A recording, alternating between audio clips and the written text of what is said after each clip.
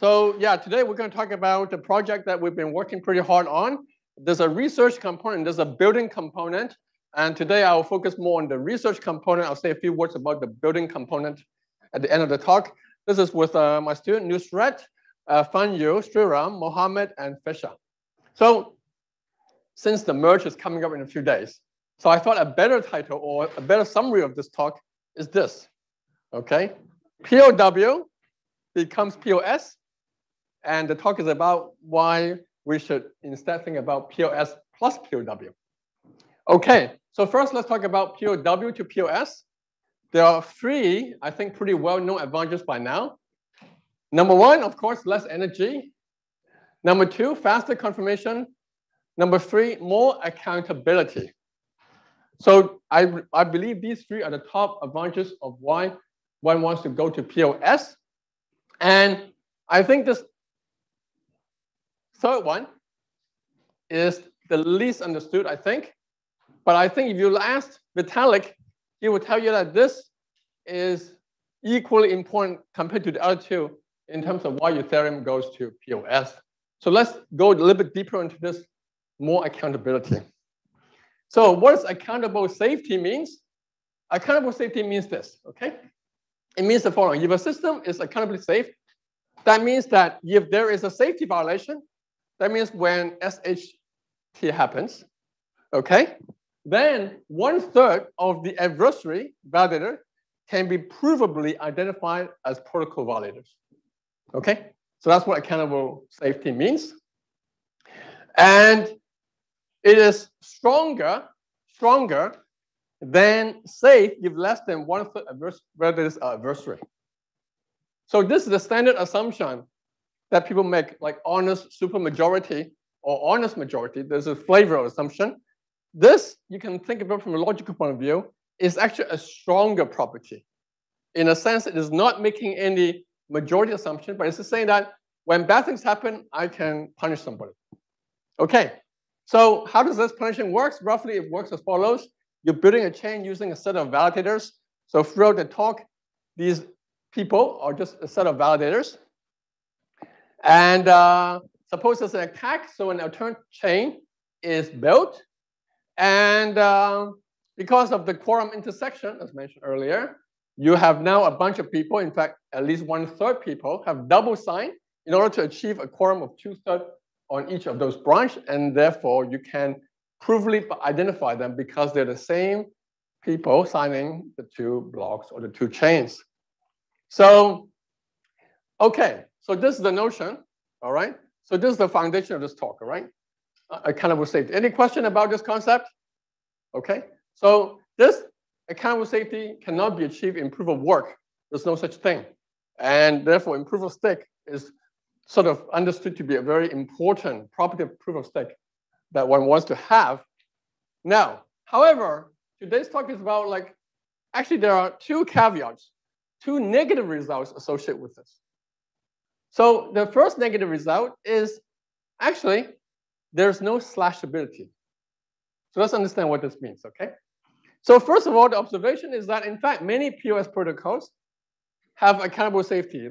Tenement, POS, Ethereum, etc. You can list many of them have accountable safety property.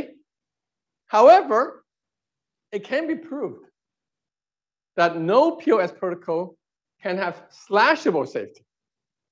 Slashable safety. Now, what is the difference between the two? So when we say accountable safety, we means we can identify bad guys. However, it is not guaranteed that they could be identified before they withdraw the stake. So here's one central difference between proof of stake and the classic permission setting. Is in the classic permission setting, you have a bunch of validators, okay? And they're fixed throughout the execution of the protocol. In proof of stake, however, people come, people leave, okay? People stake, people unbond, and then they leave the system. And the negative result here says that actually no POS protocol can have slashable safety, okay?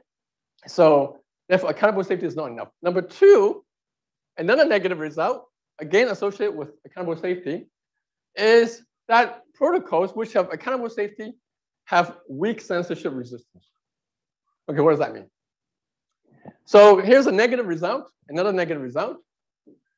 A protocol which have accountable safety, which means you can punish or you can hold 1/3 accountable, can have a liveness resilience of no more than 1/3. Okay? Now, you may have seen these numbers, 1/3 before, right? We have several talks already. But this result is actually a new result. And this result is actually independent of whether the network is synchronous or asynchronous. So even in a synchronous setting, this is still true. And this is the result, very nice paper by Shannon Out, CCS 2021. I believe this talk will be also talked about tomorrow at the main conference. So what does this say, right? Let's remember a Gallo's first talk, all right? A Gallo's first talk tells us that many protocols actually have liveness resilience up to 1/2. He mentioned Ouroboros, but Bitcoin or proof of work Ethereum also have the property. So to achieve accountable safety, you lose from 1/2 to 1/3. And that's kind of a big deal. It's a big fraction. All right. So the point of the talk today is the following, is that if you take this proof of stake chain by itself, these two negative results are there. You can't beat it. No matter what you do, you can't beat it. However, if I use a secure timestamping server, which I will be more precise what I mean, basically an external trusted source, and you send succinct commitment to this chain, this timestamping server, then our result says that you can resolve these two issues. In particular, I will take, of course, this is theoretical, because what happens if these things don't exist? Well, luckily for us, there is one chain that I think pretty well established to be a secure timestamping server, and that's Bitcoin.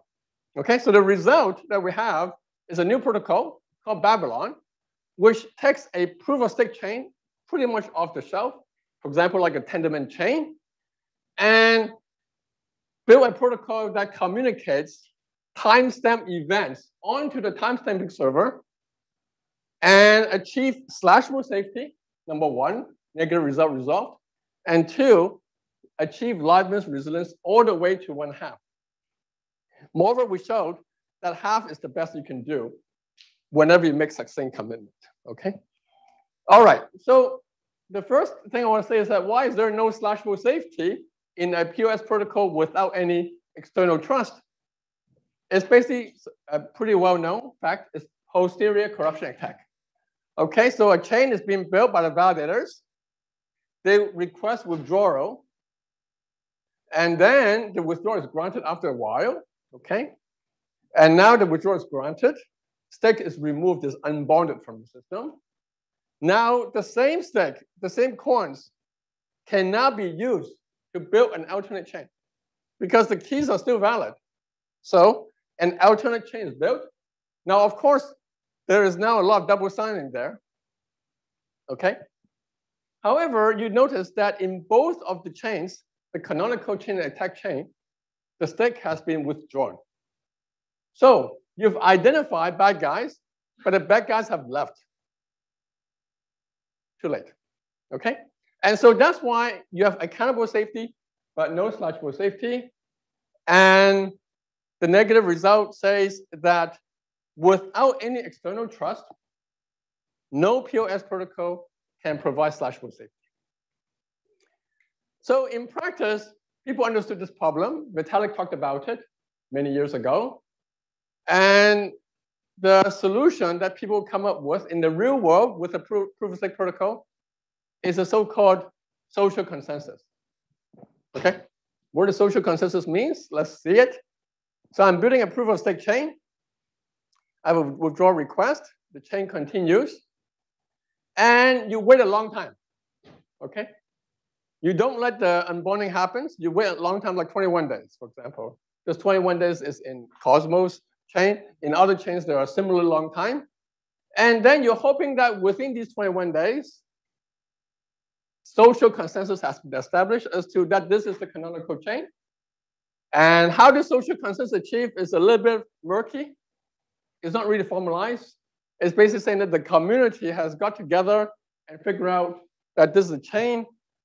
And then you have the attacker. And then after this point, you withdraw the grant thing. And then you have, if the attacker is now trying to build an attack chain, social consensus has been achieved. And this attack chain has been validated. Okay? So two drawbacks, I think, of this approach. One is it's not very clear what the social consensus really means. And of course, the strength of the social consensus depends on, in some sense, the strength of your community. And that is also not very well formalized. So it's not very understood what this means. Number one. Number two is that the unbonding period is extremely long, 21 days, which means that stick has to be bonded for 21 days. And that leads to many other circumstances, many other effects that is not very desirable. Okay, so the idea here is pretty, the point is that social consensus is what? Is a bunch of people watching over the system, establishing connection. But we don't need people. We actually have a chain out there that watches over the whole world. And that chain is Bitcoin. So in Nakamoto's white paper, which I recommend everyone should read over and over again, actually, not only once, he said the following. He said, or they said, or she said, we don't know, it's a bit confusing how to refer to Nakamoto. But Nakamoto said that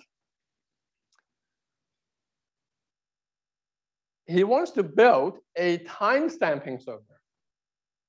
Okay, that's Bitcoin. And Bitcoin is a timestamp server. It timestamps essentially Bitcoin transactions. But we can also use it to timestamp events that are happening outside the Bitcoin chain. That's the idea. Okay, so Bitcoin timestamping. All right. So now I have our POS chain here, the blue one.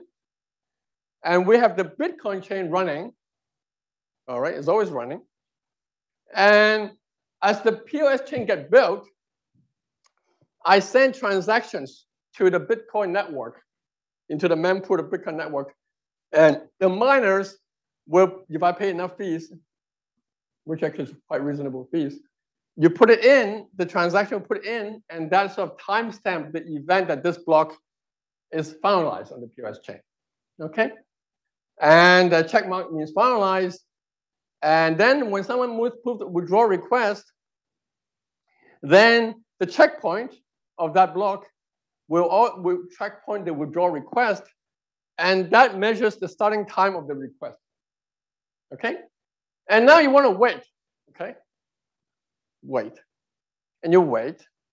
And you wait until what? Until the checkpoint becomes KD. Okay? KD in Bitcoin. KD in Bitcoin basically means it's confirmed in Bitcoin. Okay? And then at that point, you allow the withdrawal to be granted. And if the attacker is trying to attack the system, okay? Attacker trying to attack the system, then to build another chain, because that chain is built later, the checkpoint or the timestamp will also be later on Bitcoin. And so the clients of the POS chain can safely reject this attack chain, and therefore there's no safety problem. No safety problem. Because basically Bitcoin is telling me that yes, the canonical chain is built before the attack chain. Now, if you are an online client, always online for this whole period of time, then of course you know that which one is the canonical chain, the one that you're seeing for the last few hours. But all this is to prevent a newly joining client to get confused. The point is that the newly joining client have not observed the past, what's happening on the POS chain. And Bitcoin is doing the recording for me, for the late joined client. Okay, so that's it. Now, you may ask, okay, why do I have to wait until it's K deep? Why can't I just grant the withdrawal immediately? Because we want to withdraw as fast as possible. Well, if it's not K deep, then the attacker may be able to kick that block out and change the timestamp and confuse the late joining client again. Nevertheless, the waiting time now is much better. K block deep. not 21 days. We did a bunch of experiments. We keep on sending transactions to Bitcoin. This, with reasonable K, 3 or 4 hours is good enough. 3 or 4 hours. Okay. All right.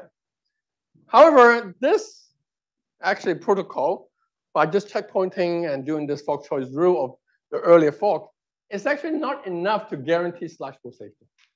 Okay? And this is a very important point. And this brings out a very important concept, which was mentioned already in several talks earlier, which is data availability. Let's see the data availability attack. All right, so we have a POS chain with the Bitcoin chain, same here. We keep on going forward. We see checkpoints, okay?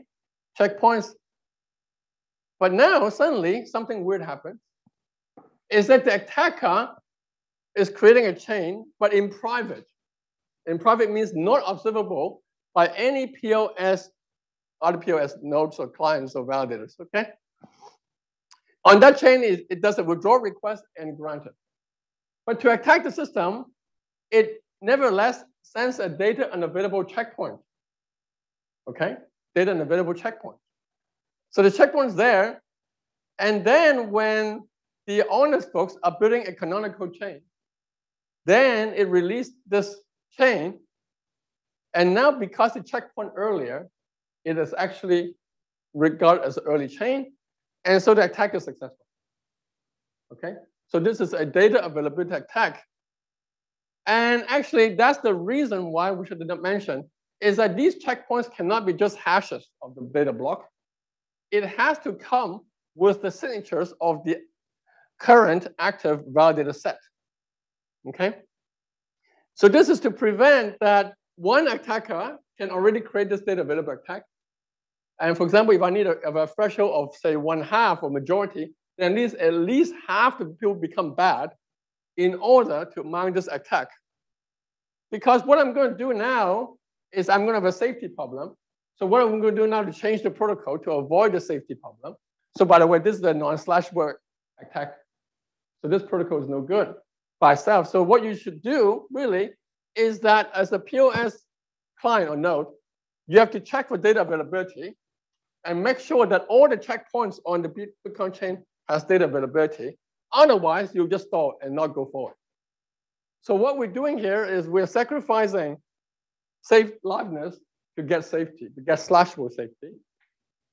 But to get this liveness attack, you need many bad guys to sign that block because it's data unavailable. Okay. All right. So now the second point is that Bitcoin can also actually, in addition to getting slashable safety, it can also improve the censorship resistance.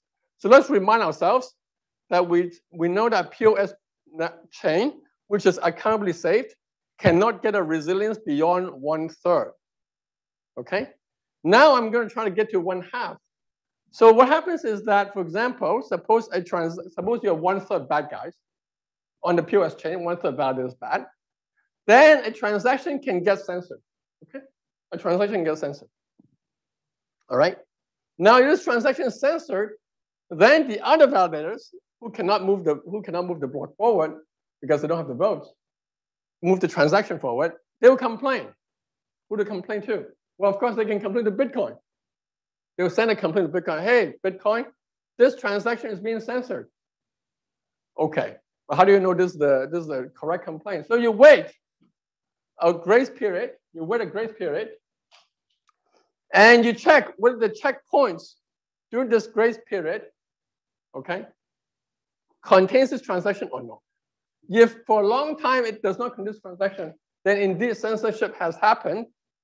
And now what you do is you can now directly send those hash of those transactions, okay, as checkpoint with the bundling onto Bitcoin itself, so that you can keep it going, okay? And we've shown that this strategy of using Bitcoin as kind of like a backup mode can get all the way to a resilience of 1/2. Okay? All right. Okay. All right. So to summarize the situation, we can look at the timeline or the latency line to explain the progression from proof of work to proof of stake to proof of stake plus proof of work. Okay. All right. So there are 3 time scales here: seconds, hours, and weeks. 5 minutes. Good. All right. So the 3 time scale has specific meaning for blockchain protocols. Hours is basically Bitcoin confirmation. Okay. Bitcoin confirmation takes hours. So this one weakness of proof of work, slow confirmation. Proof of stake, on the other hand, reduces this hours to seconds. Perfect. Wow, man, seconds. Who wants to wait hours when you can wait for seconds? So everyone does proof of stake. All right. However, they never told you, though, that there is actually something that's really slow in proof of stake.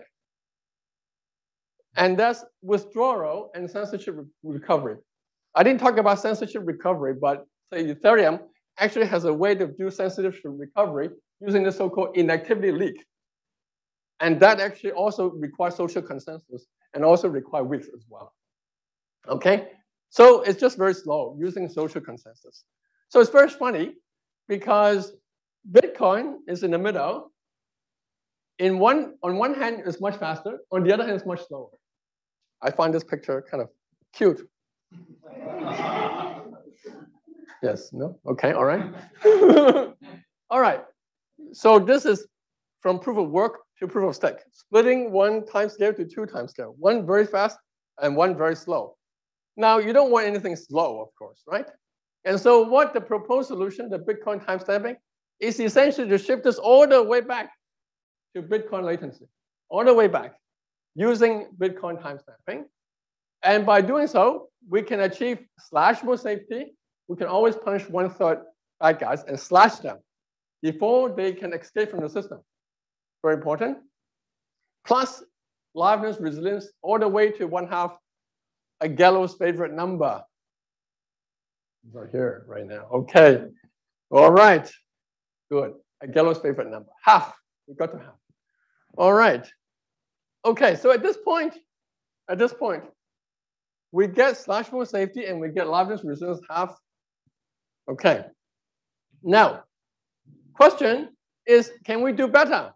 We're always greedy. We always want to do better if we can. Now, slashable safety really means what? All right. It means that if your validators, POS validators, go rogue, then you can punish them. However, if your network has relatively low TVL, okay, low stake value, then maybe this is not enough security because maybe these guys will go rogue anyway. So, but however, we have Bitcoin security, which is very strong. So the question is, can you shift from slashable safety to an even stronger notion of safety, Bitcoin safety? Okay? And what we can show is that if you do POS finality, then you're relying on the validators to vote. Then of course you can't get Bitcoin safety. However, if you combine that with the timestamping information, then in fact you could get Bitcoin safety. Okay? But the price to pay is now you're back to using Bitcoin confirmation. So now essentially you're using the Bitcoin chain to confirm. Just to show an example. So if you keep on going forward, a block B is finalized on the POS chain, but you wait until the checkpoint on the POS chain is K deep before you confirm. Okay? So this slows down the confirmation and perhaps useful if you want to protect some specific important transactions, or you want to bootstrap a chain when the valuation is low, and then maybe you can go back to POS finalization, fast finalization later on. So that gives you one more degree of freedom to play around with the design or the operating mode of your system, or of your proof of stake network. Okay. All right. So to summarize, so Babylon with fast finality, you get slashable safety, and you get liveness up to 1/2. Slow finality, you get always safe, assuming Bitcoin is safe, but Bitcoin latency. And there are several other checkpointing protocols, actually. One recent example is Pikachu from the Protocol Labs. And we did analysis on their protocol as well. And you can see that they actually do not get slashable safety, and they only get liveness up to 1/3. So in our paper, we did a careful comparison of that, so you can go in that. We also show in our paper that, in fact, you cannot achieve anything better than slashable safety and liveness up to 1/2. And that is because of the data availability issue. That because you don't put all the data on Bitcoin, is it not possible to put all the data on Bitcoin? You always have this 1/2 as a limitation. So this is a data availability limitation. Okay, all right. So the last thing I want to say is that, we've got a great security, right? This Babylon protocol using Bitcoin. Hey, this world is about sharing, right? So you want to share security. So you want to care about other chains. So what we're building right now at Babylon is to take this BabylonChain, this secured, checkpointed timestamping server, using timestamping server, and we basically use IBC to communicate the security and share it with any POS chains, for example, Cosmos zones that wants to get security. And in this way, you can have a very efficient way of aggregating all the timestamp. And you can also use it actually to provide some data availability support if needed. Thank you.